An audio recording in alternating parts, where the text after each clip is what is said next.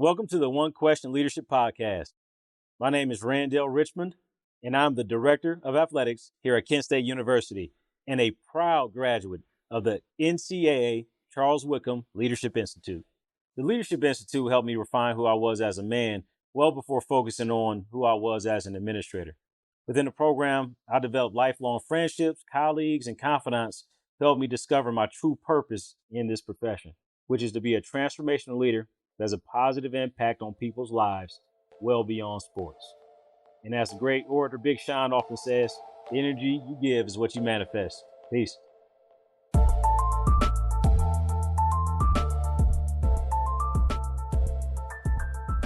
Greetings, this is Ty Brown, and welcome to the One Question Leadership Podcast, where we highlight executive and organizational leadership. Be sure to follow us on Twitter and Instagram at 1Q Leadership. Our guest today is Courtney. Herb is the CEO of Renaissance Search and Consulting. Greetings, Herb. Thanks for joining us. Appreciate you having me. Now, Herb, Renaissance Search, you've been in business since 2020. Yep. I believe I met you right around when you started. Absolutely. Right? Yep. We were at a Women Leaders in College Sports reception at either NCAA or NACTA, one of those. NCAA, yeah. Yeah. And you said, my name is Courtney, and I'm going to start this business, Black-owned search firm. Yeah. Don't think there's many out there. And, Nope. and I'm going to do it. And you guys have grown. We have. I think it's, I actually wanted to have you on earlier, but I was like, I'm going to give it some time. Yeah. Let me let this thing grow first. I know probably like from your perspective, probably would have been better to get the PR in the beginning. But for me, let you grow, you do your thing naturally and let it grow. And then I can come on and we can talk about the accomplishments. So now the PR is tied with credibility. Yeah, absolutely. Right? And now the master plan. You see you're thinking ahead. That's hilarious. Let's talk about that a little bit. Started your own business, right? Mm-hmm. And the business model you hear a lot about over the last decade, 15 years is you start a business and you go out and get a ton of funding and you just lose money for a number of years. Yeah. Right? Right. And it's hard to understand. And then that business gets bought out. You buy out a business because they're bringing in revenue, but they're also just constantly losing money in terms of the business. So it's just an interesting revenue model, and businesses have existed for the whole 10 to 15 years doing that, right? Absolutely. Uber and those kind of companies. For you didn't necessarily go out and get funding. You started a business and you go out as yourself, your best salesman, right? Yeah. Go out and say, this is what we do. We can help you find people. And you've gotten a few searches over time and things are working out. And now you have expanded your staff, right? Absolutely. And you wouldn't be able to do that unless you were able to bring in your own revenue and make things happen. So talk to us a little bit about starting a business, with specifically a business that is solving a very specific problem here in college athletics and really that growth process over the last couple of years. Yeah, as any entrepreneur will tell you, it's a roller coaster ride, right? So, I started it late January, during that NCAA convention in February, and then a month later, COVID hits, right? So, everything shut down, people don't hire. So you got to find creative ways to stay relevant, establish relationships, keep those relationships. And the biggest thing for me, I didn't want to come off as transactional, right? I think that's the worst thing you can do when you're starting a business. So my mindset was always, I wanted to do it internally, right? And fund it internally and not take a lot of debt or equity to start for a number of reasons. One is just, I didn't want to take that risk. Yeah. Two, I think, in the search business, we don't have a lot of overhead, right? It was just me. You can work from home. I didn't want to incur those costs. So I felt like if we were able to do it the right way and kind of grow incrementally over, 6 to 12 months, I felt like we could build from that. And that's what we did. We were able to, get some great searches. Shout out to Chrissy at University of Delaware. She was our first client and took a chance on us in athletics, and we were able to do some great things. And, that was kind of the start, but you need people to take a chance on you, when you first start on business. And I think any business owner can articulate, their passion and why they're doing it. But you just have to do it in a very coherent way. So people can say, you know what, I have used maybe some other vendors in the past, but I'm going to give Renaissance and Herb a chance because I like what they're about, right? And for us, it was about creating more equity in the hiring process, right? Having more diversity in candidate pools. And, in athletics, we've done things a certain way for a long period of time. And it hasn't yielded, the outcomes, especially from a diversity, equity, and inclusion standpoint that I think we all want and desire. So, why not try a different way? Why not use a different vendor to kind of accomplish that? All right, which is interesting. You mentioned Chrissy being the first line of business, and she has come back to the well a couple of times, which I appreciate. Did you meet her at I did. that meeting we were at Women Leaders? I And met her at Women Leaders. oh wow, I'm an alum, but we've never met. And so she was, she was very open, and she introduced me to a lot of people, and that's just that Delaware connection that yeah, we had and shared. And I think you always find creative ways to use that momentum, right? So, we were able to do some things for Chrissy, and then we parlay that into some other searches, and you really start to expand. And when you do a great job, and that word of mouth is the best type of business, right? When people say, hey, Renaissance did a great job, you need to use them. And that's kind of what happened for us. I didn't spend a lot of money on marketing or things like that. I wanted people to talk about us, and that was going to be our marketing, and it worked out. it's worked out. You've done a number of searches now, Yeah. administrators, coaches. Talk to us a little bit about what you like about the process, right? There's a bunch of different ways search firms can approach it, and there's a bunch of different searches you've probably been a part of, but there sometimes are parts of it that you value more than the other parts, right? Yeah. In terms of the search process. Yeah, I think each client is different, and you have to take that approach. Each culture is different in what they're looking for in a leader. Whether it's in college sports, we started to get in professional sports, so we just did our first front office search in the NBA. Or we have a big corporate practice as well. And the part that I enjoy the most is really getting to know the client, right? Typically we come on site and we get to speak to the stakeholders, and what do they look for in a leader? What change do they need to have or enact, and some of the challenges that they're facing, right? And I think when you take that approach, you become a partner, right? It's not, again, transactional. They're seeing you. I was like, he cares about what we think, and he's not coming with a preset of candidates or anything like that, but they're really taking the time to get to know us first and then start the search. So I really like that piece of it. I love working with candidates, right? I think, the right opportunities, when you're able to place somebody, it can change their life, right? And so that is a pretty cool experience when someone's super happy to get a job, and they know, like, what, this is something I've always wanted, and I worked hard my whole career to get here, and I'm able to be an AD or an executive or a coach or a head coach. So I think that is a really, really good experience. And then, just the process, right? I think like I said, every firm has their own process, but for us, is staying true to that, and making sure that we're doing our due diligence, and getting, like I said, really getting to know both candidates and the client, and delivering a great experience for both parties. I don't think candidates should feel like they had a bad experience because we're an extension of the client, right? So I think making sure that both parties feel valued is another piece of it that I really enjoy.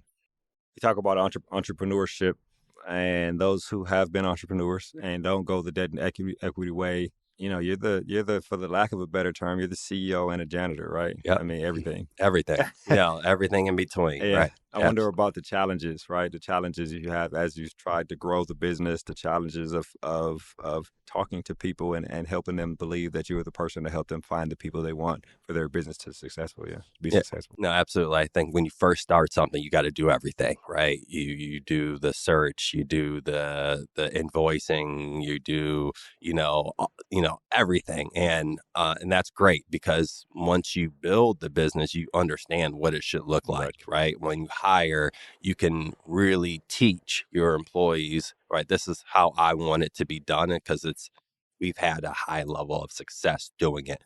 So, I think it's something that you should go through, right? And you can appreciate your employees more wherever they are in your organization, whether it's an entry level position or you have someone on your senior staff, because you've done all those things and you can speak to experience. So, for me, that's just part of the journey.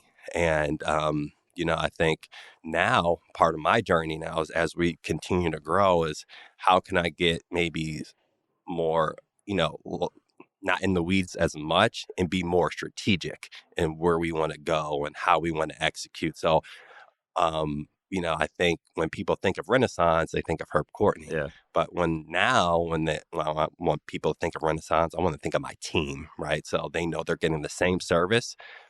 If it's Herb Courtney or Andre Johnson or Adam Gordon or GGIC or Kelly Brooks, those are the individuals that are going to deliver a high level of service no matter who Right. is on that search. So that's kind of where we are in our process. We're not there yet, but that's where I need to go. I wonder if you think about how our businesses, specific like softwares or technology, create a product, put the product out there, gauge how successful it's doing, and maybe gauge customers to decide if it's time to innovate. Yeah. What is the innovation in the search industry? Is there an aspect of like providing professional development services, or what is the innovation there? And then when you talk about strategic thinking, right? Mm-hmm. How far ahead do you want to be able to do whatever innovation you might be thinking about? No, absolutely. I think there's a ton of innovation, for us or just the industry. Yeah. Analytics are coming into it, right? So how can your firm integrate analytics into how we measure success?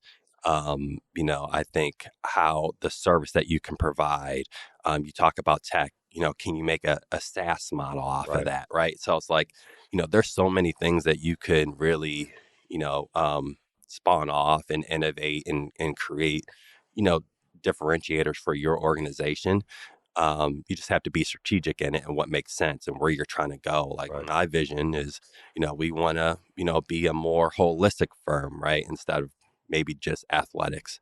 So is it an acquisition? Is it, that's where the strategy comes in, which gets me excited, so no, all those things that I feel come into play as you start to grow and innovate and change. And, I think for our business, especially a service business, you change with people, right? Behaviors change, people change. So we have to change, right? So there's that also natural evolution of us as the landscape changes. When I started the firm, right, it was right before COVID. There was no work from home or it was less work from home or remote. Now that's here, right? Yes. So we got to change, right? And how are we providing services for our clients and candidates and meeting them in that platform or medium? So I think change and innovation will happen naturally, but there's also things from a trend standpoint that, you just really want to, see what the bigger firms are doing and how you can integrate those principles in your organization. Yeah, which is interesting.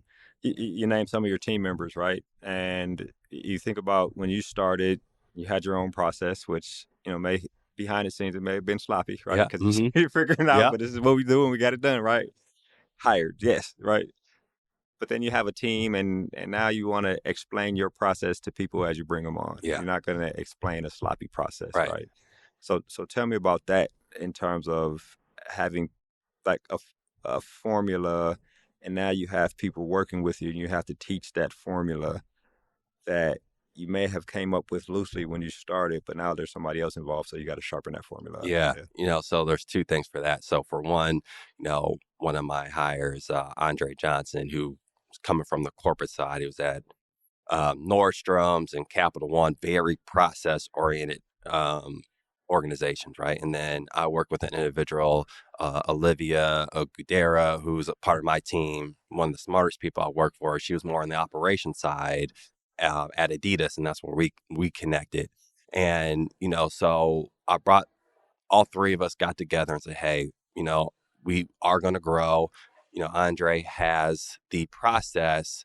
Olivia has the operations piece. How can we operationalize this, right? Okay, And making sure that, when we hire, people know exactly what to expect from an email to our our process, recruiting process, to how I want to interact with clients and candidates. So I was really creating a playbook, right? So we got together, we created this playbook. It's a decent sized document, but anyone who's hired by Renaissance Search and Consulting will get this document and they'll know exactly what to expect, Yeah. right? And that just helps that process. Now, obviously, we're going to have to, whoever their manager is or supervisor will help them along that journey.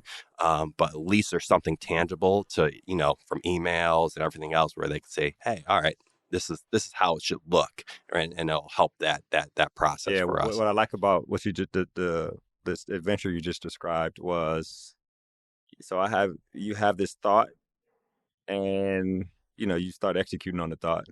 Then you realize, okay, at this point, you know what, I feel like we could do this better. Let me bring some other people in Yeah. and have them help me and us grow as an organization and provide these things that I don't necessarily have, but you guys can do it for me. So you bring people in for a specific thing and they help you grow. Yep. I think that's excellent, right? No, I appreciate it. And the biggest thing I've learned, and this is not groundbreaking information, Yeah. but it's, when for a organization that's not very mature, you need to have great people and great processes, right? So, you need to hire great, which I felt like we've done a really good job, that people that embody, Renaissance and our mission and vision. And then we are putting processes together, systems that create sustainability, right? And I think I really wanted to invest in that, and you see where that could take us. But at least, it's not going to be sloppy, right? Yeah. As a new organization in the market, you have to come super buttoned up, Right. and that's what I want, right? From how we operate, from how we, How you show up, how we show up and Yeah. everything. Mhm. I want to be buttoned up, like they got their stuff together, and really portray that image. So that all kind of helps with that process. Yeah, it's that image is interesting too, because in football, Coach Hayden Fry coached at Iowa for a long time, and his coaching tree was far and wide, from Bob Stoops to Brett Bielema to Bill Snyder and a whole bunch of other people around the country who coached. And in the 80s and 90s, when they recruited, they would always go out in a tie and button up, Yep. instead of showing up in the khakis and a polo like the other coaches did.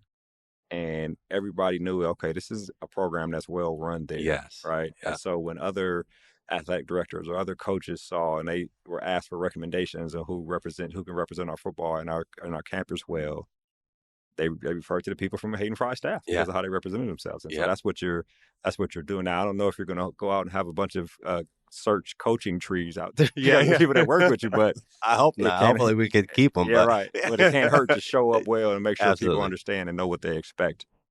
I asked you a couple questions here, and then we'll wrap. Thinking about the process and thinking about working with leaders who are looking to hire other leaders. Do they describe the role to you? I guess presidents, ads, coaches, whoever you're hiring for. You mentioned professional sports search you recently did. They describe the role to you, and then I imagine they also describe the type of person and possibly the values they have as an organization they want their people to match. Talk a little bit about that. Yeah, it's really important to take a deep dive into, some people call it cultural fit. I actually hate using the word fit because I feel like it's very exclusive, but they're the qualities and characteristics that you need in a leader is super important to understand. And it's important for the client to understand that. Right. Sometimes, they don't understand what they need at that moment, right? But when you're talking through those things and saying, hey, what is this person being asked to do? What are the resources that they will have at their disposal to execute that? And then building out a plan to say, all right, actually, if we don't have as many resources and, you're looking for this type of coach, then, or administrator, maybe we should look at this, right? Someone who's done more with less, right? That won't be frustrated and that can do the job. So it's really, that is I would think probably one of the most important parts of the process, really ironing that out so we're all aligned. Because when we aren't aligned and we do bring candidates and then they're like, you know what, this is not what we're looking for, then I feel we failed because we should have communicated that on the front end. Right. So for us, that's one of the first things we do, and that's why that site visit is so important in our process. Yeah. A final question here is as a person, you want to be humble. Yep. But in terms of business and in terms of credibility, you kind of have to talk about yourself a little bit. Yeah. So I wonder for you, you don't walk around and just say, I did this search, I did this. And I have met search firms that do that. Mm-hmm. First thing out of their mouth is, we handled the search for these schools, right? Yeah. But there's an aspect of that you have to do. I wonder for you about what are your methods of letting everybody know, we've done these searches, we found this kind of people, and we can handle whatever you bring to us. No, that's a great question, because I struggled with that. Yeah. I'm a private person. I don't really like flash, but people need to know what you are doing, Exactly. right? Especially as you're growing a business. So, for us, I did use a consultant, for our kind of social media and, with the graphics and what we're doing. And there's also things that you can celebrate, right? Whether it's through social media or other platforms to let people know, what you're doing. So I do think is that we could celebrate, the people that we placed and congratulating them. That's kind of doing that without saying, hey, this is what we did, look at us. But, we're kind of putting the attention on the client and the person, right? And it's not about Renaissance, and it isn't. It isn't about us. I do want to make it about the clients and the people that we're able to place. So for us, everything, all the touch points and what we put out there, I want it to be authentic. I don't want it to be, oh, look at me. I want it to be, let's celebrate us, right? Let's celebrate, the people that we've been able to help and impact. So we've been able to do that. I feel pretty tastefully, in my opinion. You come to these events and like, wow, I see you just placed this person, not Renaissance, right? It's just, hey, so I like that, and then, obviously your clients and the people that you place or candidates that's gone through your process talk about you. Right. What do you think? And when you're in these breakout sessions and people are talking about their experience, I want to say, you know what? I was in a process through Renaissance, and they really took care of us, and they made sure we felt valued in that process. That for me is the biggest compliment, whether it's a candidate or a client. So when we have those type of conversations and people are speaking like that about us, I think that's the best marketing that, we could have. Yeah, which is excellent. Well, Herb, I've seen what you've done from the day I met you at that Women Leaders conference. I mean, it was a reception, right? Yeah, it was a reception. Yep, absolutely. And to the point where you talked to Chrissy there, met her first client, and things have grown since then. I've watched you very closely, and I appreciate what you do for the industry in terms of helping people of color and people in general get jobs. Really appreciate you joining us here on the One Question Leadership Podcast. I appreciate you having me. Yes, sir. That was Herb Courtney. Herb is the CEO of Renaissance Search and Consulting. And of course, I am Ty Brown with One Question. And keep in mind, the role of a leader is to create and maintain an environment that people want to be a part of. And as always, be better tomorrow than you are today.